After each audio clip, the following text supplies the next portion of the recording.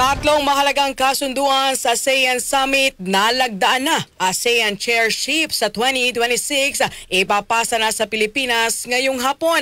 Kasama natin live via Zoom mula sa Malaysia si Rajuman Chanel Salazar.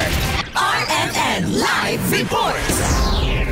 Nalagdaan na ang tatlong mahalagang kasunduan dito sa 47th ASEAN Summit na dinaluhan ni Pangulong Ferdinand Marcos Jr. at ng iba pang ASEAN leaders dito sa Kuala Lumpur, Malaysia. Ang mga kasunduang ito ay inaasahang magbubukas ng mas maraming oportunidad sa trabaho, negosyo at kaunlaran para sa mga bansa sa Southeast Asia, kabilang na ang Pilipinas. Ngayong huling araw ng summit, pinirmahan ng ASEAN-China Free Trade Area 3.0 upgrade na isa sa pinakamahalagang kasunduan sa ekonomiya ng rehiyon. Layo nitong palakasin ang kalakalan at kooperasyon sa green at digital economy, gayon din sa mas matatag na supply chain sa pagitan ng 11 ASEAN countries at ng China. Bahagi rin ng kasunduan ng suporta para sa mga maliliit na makakatutulong din sa mga lokal na negosyanteng Pilipino na gustong makipagsabayan sa regional market. Bago nito, sinaksihan din ni Pangulong Marcos ang handover ceremony ng Second Protocol to amend the ASEAN Trade in Goods Agreement o ATIGA na magpapabilis ng kalakalan sa loob ng ASEAN sa pamamagitan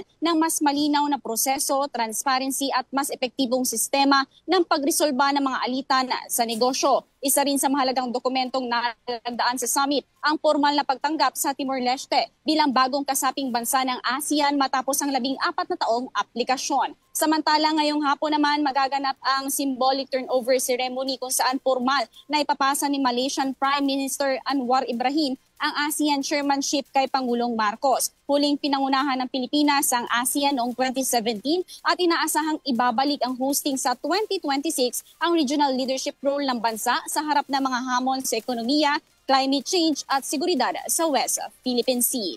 Kasama mo sa Kuala Lumpur, Malaysia, Rajuman Chanel Salazar, Tatak, RMN.